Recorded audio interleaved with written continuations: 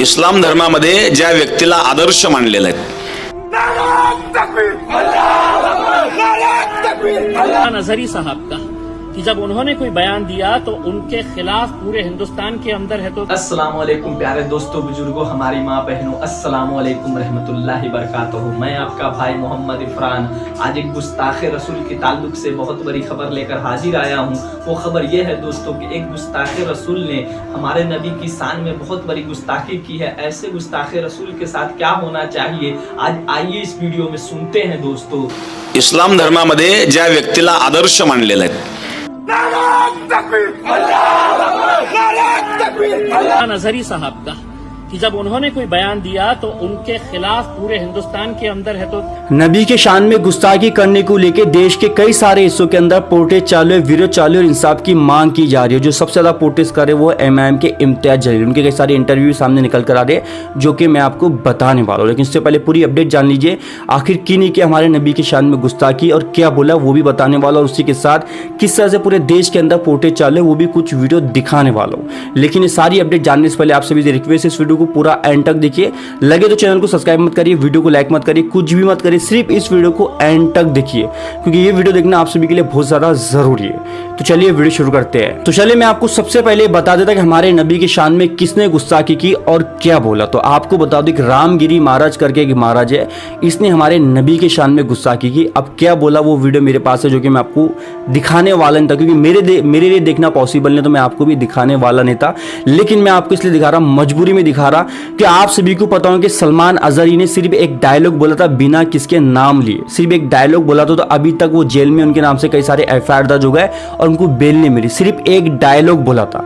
अब इन्होंने क्या बोला हमारे नबी की शान में, सॉरी इन्होंने नहीं, इसने क्या बोला हमारे नबी की शान में, मैं आपको छोटी सी क्लिप दिखा रहा हूं, मजबूरी में दिखा रहा हूं, छोटी सी हिंट देख लीजिए, आपको समझ में आ जाएगा। मनुष्य 50 वर्षाचा मनुष्य 6 वर्षाच्या मुलीशी लग्न करतो, यापेक्षा कोणता अत्याचार होऊ शकतो? ज्यांचे आदर्श असे आहेत ते काय वागतील? जैसा कि आपने छोटी सी क्लिप देख ली होंगी, नौज बिल्ला मैं आपको ये बताना नहीं चाहता था, मैं खुद देख नहीं सकता तो मैं आपको कैसे बताऊं, लेकिन एक ही मजबूरी थी आपको दिखाने की, एक ही वजह थी कि इतने से बोल पर एक डायलॉग पे किसी का नाम नहीं लिया सलमान अजहरी, तो वो अभी तक जेल में, उनके नाम से कई सारी एफआईआर हुई थी और अभी तक उनको बेल नहीं मिली। मैं इतना सा बोला था सिर्फ, और इसने तो हमारे आप सल्लल्लाहु अलैहि वसल्लम के डायरेक्ट पाक दामन पे सवाल उठाए, चरित्र पे सवाल उठाए, मतलब नौज बिल्ला मैं मेरे ज़बान से बोल भी सकता नहीं। और अभी तक ये कोई जेल में नहीं है, कुछ नहीं है, बाकायदा कई सारे इंटरव्यू कई सारी चीज़ें कर रहा है, लेकिन अभी तक जेल में नहीं। लेकिन आपको बता दूं मुसलमान कई जगह विरोध कर रहे हैं, प्रोटेस्ट कर रहे हैं, मुंबई हो गया, औरंगाबाद हो गया, ऐसे कई सारे शहरों के अंदर प्रोटेस्ट किया जा रहा है। और उसी के साथ जो एमआईएम के इम्तियाज जलील जम के प्रोटेस्ट कर रहे हैं और क्या बोल रहे हैं अपने इंटरव्यू के अंदर, आप सबसे पहले उनके इंटरव्यू का ये पार्ट देख लीजिए। इस मुल्क की खूबसूरती यही है कि इतने सारे जाति धर्म और मजहब के लोग रहते हैं। हमने कभी आपके धर्म के बारे में बोला नहीं है। मौलाना साहब ने कहा कि कोई एक ऐसा वाकया बता दे कि जहां पर हमारे किसी मौलाना ने, कभी हमारे उलमाए दीन ने किसी दूसरे मजहब के बारे में इस तरह की घटिया और घिनौनी बात कही है। हमने पुलिस कमिश्नर साहब को पूरे वाकये से आगाह कराया और उनको ये बताया कि पूरे हिंदुस्तान के मुसलमानों के अंदर इस बात को लेकर नाराजगी है और गुस्सा है।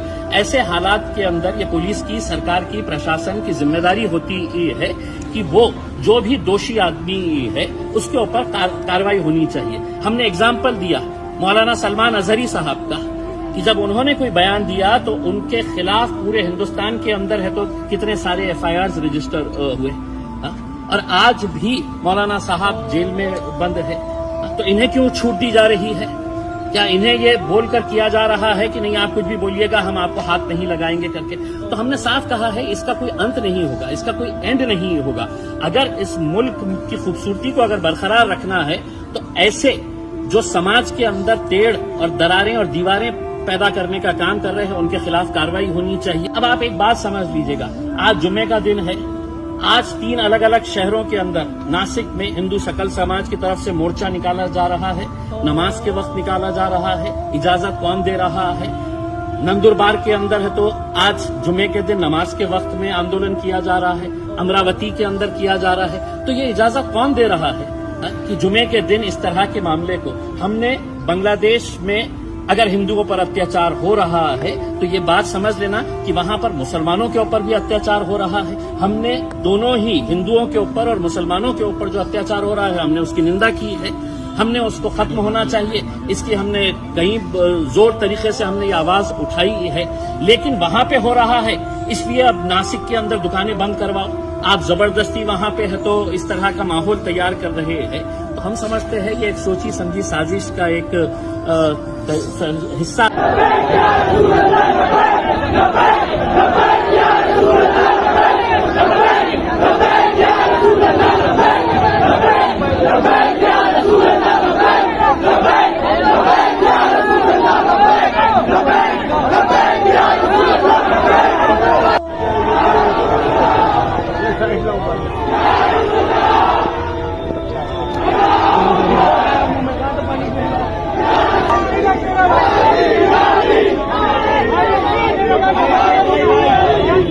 शांत हो जाओ, शांत हो जाओ, शांत हो जाओ, शांति से प्रोटेस्ट करो, थोड़ा सा शांत।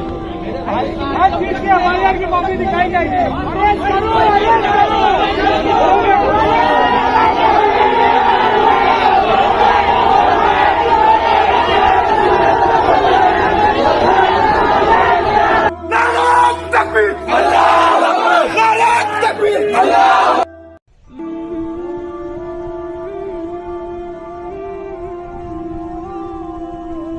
हाँ, तो आपने इम्तियाज जलील का वीडियो देख लिया जहाँ पे इम्तियाज जलील क्या बोलते हुए नजर आ रहा है। लेकिन अब कई सारे लोग कमेंट करेंगे और ये बोलेंगे तो एक राजनेता है, ये तो एमआईएम पार्टी का आदमी है, ये तो और अपनी राजनीति चमकाने की कोशिश कर रहा है। तो चलो मान लेते हैं कि वो अपनी राजनीति चमकाने की कोशिश कर रहे हैं, लेकिन वो जो बोल रहे वो तो बात सही है ना।